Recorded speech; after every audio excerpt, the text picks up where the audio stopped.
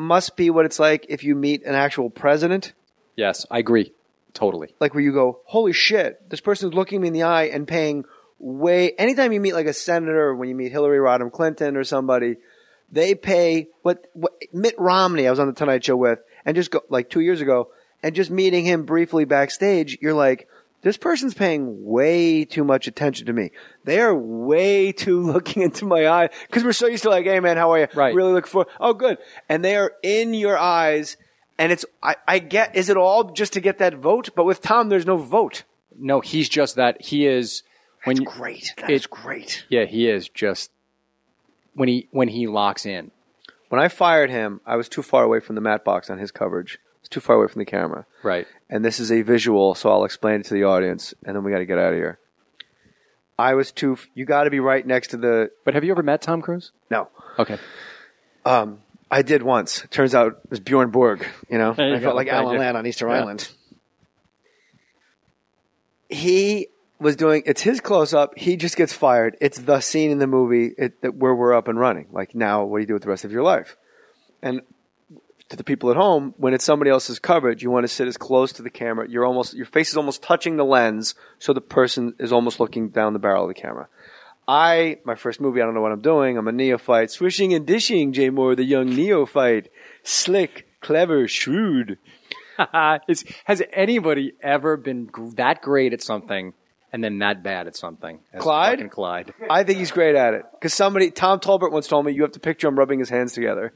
Oh, that's great. And ever since I pictured That's that, great. I went, I'm in. That's great. Ooh, posting and toasting. Elton, branded by Amari.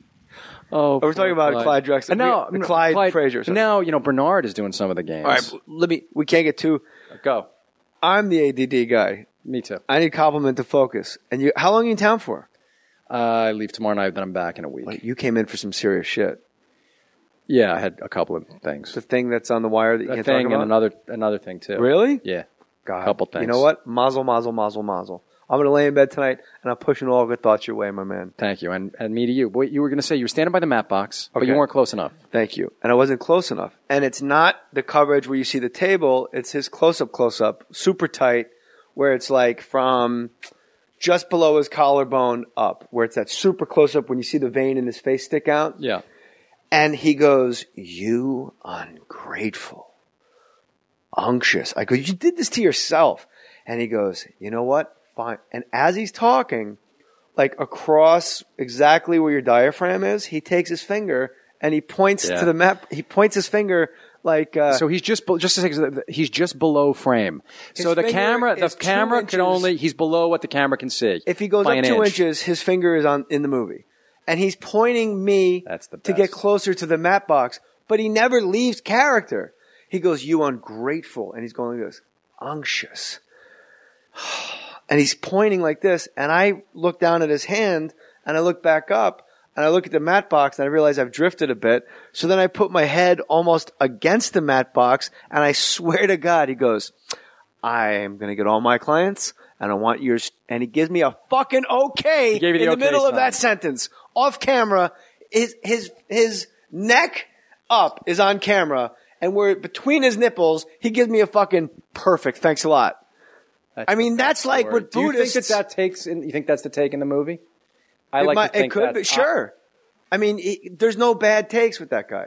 I've never seen it. When I auditioned, That's a great story. he was off book in my audition. He knew the entire script. That is a great story And because he's an underrated actor. the level of craft that guy has and just knowledge that he has. I remember one. I want him to do more acting. Like Vanilla Sky, you know how hard it is to act a little crazy? Do you know when someone has a camera on you, like if you ask, because you've done a lot of movies, I mean, you've done so many movies.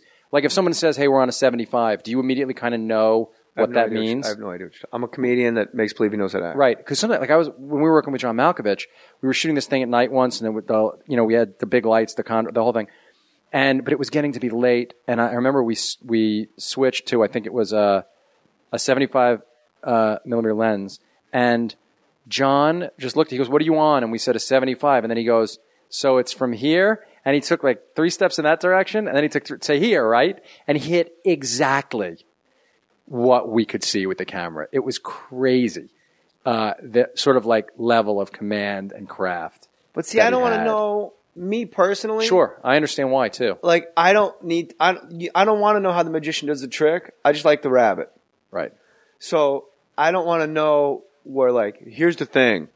Like, I don't want to know. It's hard. Yeah, it's hard. I just want to play make-believe like a child. When I was in Michael Clayton, I yell at George Clooney and Michael Clayton like in the beginning of the movie. I remember it very well. Playing poker against him. And because I'd made movies, the director was talking to me. It was the first time I'd acted in a movie. And I was fucking freaking out because it was going to be with George Clooney. It was before we did Ocean's 13. So I didn't know him. This was the day I met him. He's the coolest guy and I that come ever in lived. the best. Yeah, he's just great. Cooler than Matt Damon.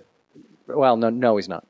I love Clooney, but no, Matt is actually as advertised, 100%. So is George. I don't know. Matt said yes to my first movie, and suddenly I had a career. Well, that's why. So for me, I'm a Matt Damon loyalist. But embarrassing yourself. Look at you trying to make trouble. But I go to do this thing, and the director comes over to me and he goes, because I'm a filmmaker, and he said, all right, so just so you know, and this is the first time I'm acting on film, he goes, just so you know, we got sandbags behind you, and we're dollying up, and if you could feel when the dolly comes to here, you should, and I just was like, I said, I can't do any of that. I can barely speak. You got to forget that I ever was on a set before. Just wanted to play make-believe. Right. I just wanted to pretend I was playing poker. Because the second I was there, like, I had to forget all of it, or I would have just completely panicked and fucked it up. It's too much input. It's right. It's garbage in, garbage out at that point. Some actors want to know. Like Clooney knows all of it. I was on a set. He's a real actor. He should have won for Descendants. I just watched it the other night. I didn't know when I was watching the Oscars. I was watching George Clooney get anally raped in the aisle of the Kodak Theater. I thought Clooney should have hosted the Oscars. I think like Sinatra, he should have hosted like Carson. I on Best Five Pictures. Yeah, whatever. The thing with Clooney, let me tell you a quick Clooney story, and then we'll get out of here. And you have to come back. We'll do it again when I go to New York. And you're my man, dude. I'll see you in New York. I'd love to. Definitely. I was on a flight to Chicago when he was doing still, I guess, Chicago Hope. And I think it's good, by the way. Like every 8 podcasts, every 8 podcasts or so, you should have someone not funny on just to set up you're for the rest super of the guys. No, but it's good to have a non-comic just to set up all the other comics who come back. Way funnier than half the comics we've had on. Trust me. No, I wasn't trolling for that. I'm saying you had to listen to Brian Callen's breakdown of calories. Yeah, I know. Calories are ridiculous. Let me just say this: it was funnier hearing you pounds. and Brendan talk about him. Yes, that was great. I lost 12 pounds since that podcast. Right, it worked. It did work. You didn't try the Tim Ferriss thing though. The 4-hour body. No. But I tried. I tried. How'd it work? I tried it. Mostly apples. Apples is the answer to losing weight. Lentils. Fucking apples and lentils. And stop eating, you fat fuck. She really did a fucking number on you. This is a fucking crazy place. You put you with them. You could have said anybody. You said Joey Salvi, you. You could have said anybody. That means something. What? All right. I'm on a plane. That is a great movie. Underrated. Yes, it is. I'm on a plane with Clooney. He just did Out of Sight, and I'm talking to him, and he's doing Buddy Hackett to me, and I'm doing Buddy Hackett to him. He's sitting right in front of me on the plane. He's really funny. He's a professional comedian level funny. Absolutely could be Clooney's a comic. As funny as they come.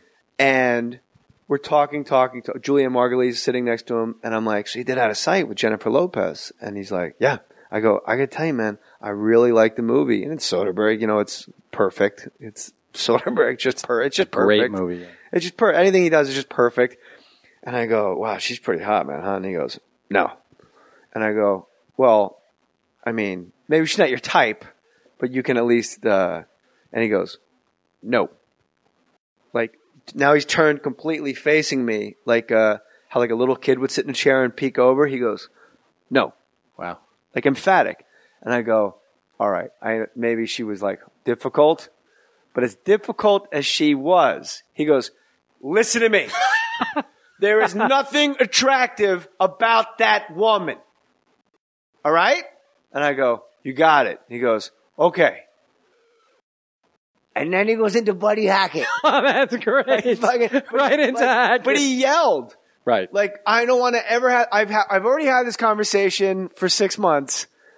This woman was so horrible, apparently, that she's no longer, you can't even go, she's a cute kid. Right. No, there is nothing. Zero. Brian Koppelman, go to jmohr.com. And by the way, thank you everybody that's doing this. And I love your tweets, your random things that you buy. Slam Man, just picked up some sunglasses. Good looking out. Oh yeah. I just got my Randy Macho Man Savage bobblehead on Amazon. Thank you, everybody, for doing it. Go buy Solitary Man. It's a really good movie, and it's Michael Douglas, and it's Koppelman. We need Koppelman to get more money so he can cast me and Tom Segura and a bunch of dopes for his next movie after he secures Johnny Knoxville. Rick Crom, Provenza. Rick Crom. Bill Grunfest. We'll cast them all. No, I will not work with Bill. There is nothing attractive That's great. about Wild Yeah, but Bill he's kind of. I mean, Grunfest. he's kind of funny. No. He, I will say this real quick. Gary Goldman brought this together. So special shout out to Gary Goldman. And Koppelman, you're on Twitter, right? Yeah, at Brian Koppelman. All right. No underscores? No underscores. A lot of people with the underscores. Because they couldn't get their name. Right. But no one was squatting on Brian Koppelman's name. You know what I'm saying? I'm gonna open fake Brian Koppelman. Yeah, good. And I'm just gonna talk shit. I'm gonna find out who the producers are and talk shit about. No one thinks more highly of comics and comedians. I'm thrilled to be. I love listening to your podcast. It kills me. Thanks. Oh yeah.